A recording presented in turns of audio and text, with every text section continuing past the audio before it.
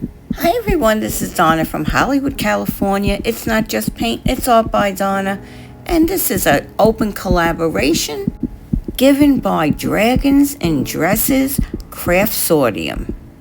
Not for the faint of heart. My Bloody Valentine. Enter if you dare. Please follow along as I tell you a little bit of my ancestry. My piece today will be made out of Mix2Mold-UV Resin. I will be using Twilight Pearl paint, this little piggy in maraschino and grenache, and sangria. And I will be using Recollection Rainbow Flakes. This is a simple project used with DTF stickers. All of the graphics are from my premium membership from the Graphics Fairy. You will find everything in my description below. The attic was colder than I remembered. Dust swirling in the dim light that streamed through a cracked window. The scent of old paper and time-worn wood filled my senses as I carefully shifted through boxes long left undisturbed. I wasn't sure what I had hoped to find. Old letters, forgotten heirlooms, maybe remnants of a past barely whispered about in our family. But what I found instead sent a chill down my spine. Beneath the pile of brittled newspaper clippings and aged lace, I uncovered a small bundle wrapped in a delicate, nearly translucent fabric. As I unwrapped it, 3 photographs fell into my lap, sepia-toned and softly blurred by age, yet hauntingly vivid. The faces of the women stared back at me, their eyes dark and knowing. My great-great-grandmother Jenny and her 2 sisters. Their expressions weren't the stiff, posed smiles of their time. There was something else, something almost expectant, as if they had been waiting for me to find them. Tucked beneath the photos was a small stack of additional pictures, their edges worn, their contents whispering of another world. Mansions lost to time, sprawling estates overtaken by roses, the dark silhouettes of women draped in veils, their faces turned just slightly from the camera. And then, folded between them, was the manuscript. I pressed my fingers against the fragile parchment, my breath catching as I carefully unfolded its yellow pages. My pulse quickens at the title, inked in an elegant, almost hypnotic hand. As I held the crumbling manuscript, my breath caught the faint of a scent of old parchment mixed with something metallic. A smell that stirred unease deep in my chest. The smeared brownish red stain seemed almost alive as it guarded this book, as it held a secret too dangerous to share. The edges of the pages were worn, but I could still make out some of the script, scrawled in a handwriting that was both elegant and sinister. The book's first readable page revealed its cryptic title, Roses of the Bloodline, A Legacy of Thorns. My hands trembled as I turned to the next page. Here the ink was clearer, Though the edges were still frayed, the words told a story I could scarcely believe. Jenny had not been merely a passenger on that unnamed ship in the 1700s. She was its purpose. The passengers, a small group of women cloaked in secrecy, were escaping persecution, not for witchcraft, as one might assume, but for something much darker. They were the last surviving members of an ancient bloodline, the vampire matriarchs. Jenny, I discovered, had been the youngest among them, her title not yet earned, but she carried within her veins the same cursed blood that linked all young women of our family. This blood, according to the text, was what tied us to the roses. The roses, always the roses, Jenny's word read. They surround us. They protect us. They bind us. Their thorns cut our skin as a reminder of the power we hold, while their petals bloom with the blood we spill. The mansion is our sanctuary, and the roses our guardians. To leave them is to fade, to wither. My fingers brushed against a fragile page, and I noticed a pressed rose petal nestled between the sheets. Its once vivid red had darkened with age, but its edges were sharp like a thorn. It had survived centuries. Without crumbling was beyond me. The story in the manuscript continued, and with it so did my dread.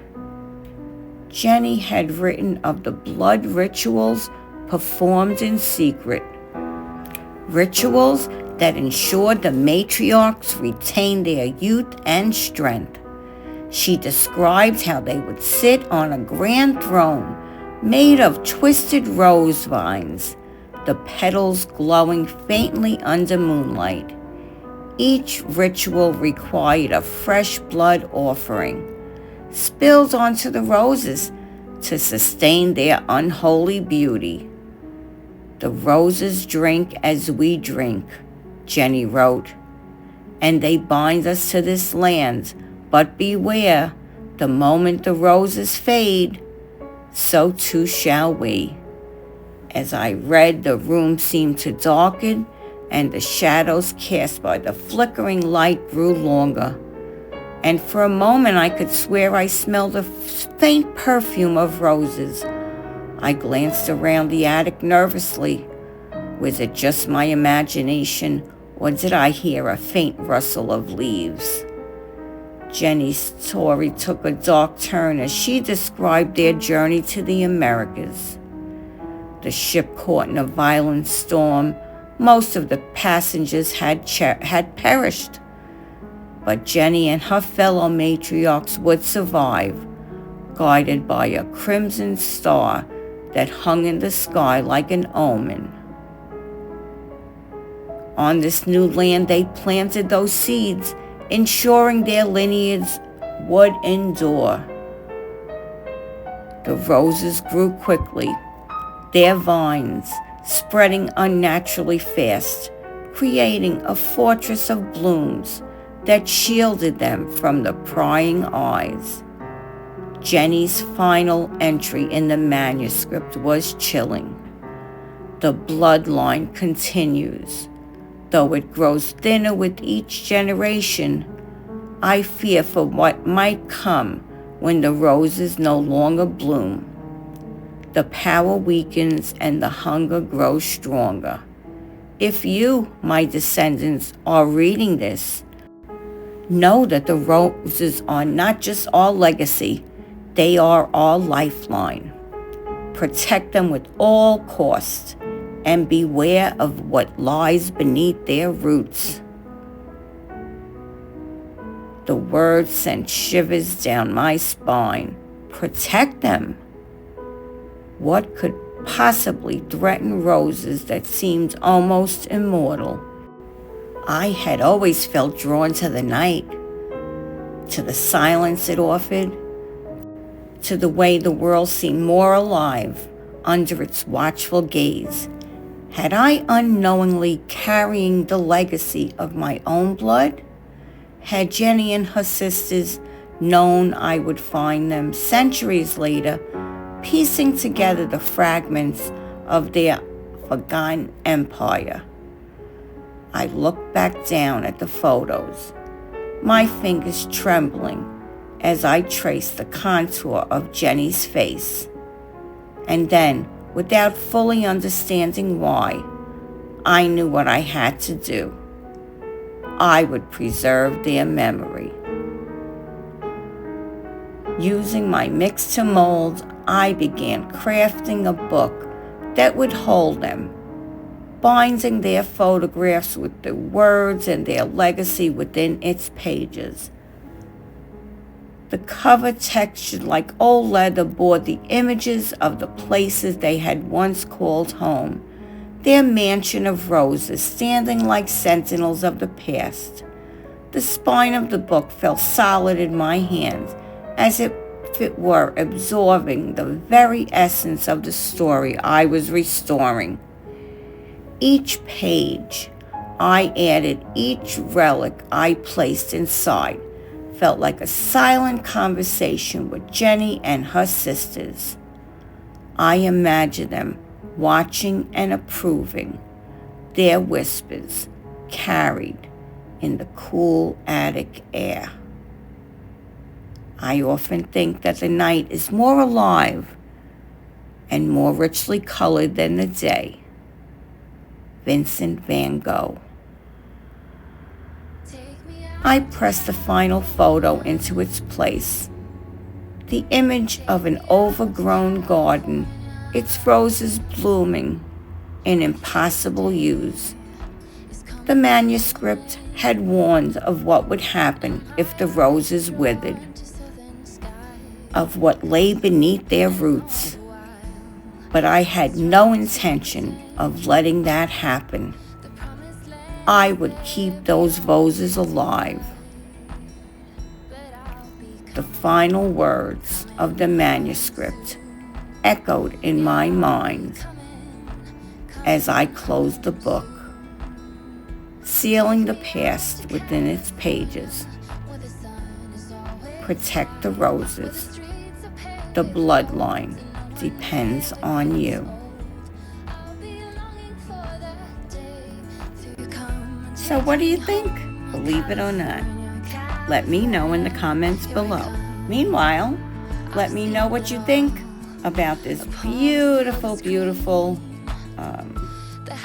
book.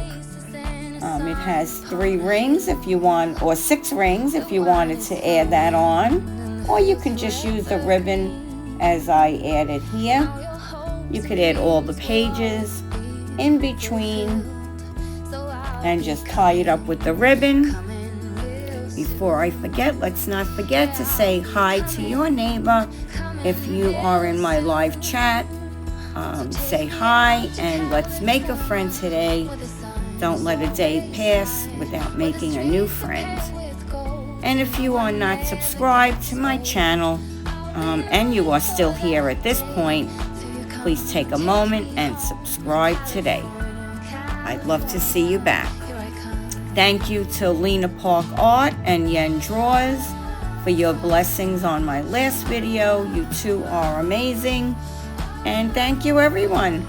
If you've made it this far in my video, I really do appreciate it. Special thanks to April for putting this grand collaboration together. This is something outside the box for me. I normally wouldn't do something like this, so thank you very much. Coming up next will be Aishu's Crafty Kids Club. You're not going to want to miss her video. And please be sure to follow the playlist I will have that in my description down below.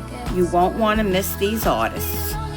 This is Donna from Hollywood, California, signing off with love, light, peace, harmony, and oneness. Till next time. Thank you for coming. Bye-bye now.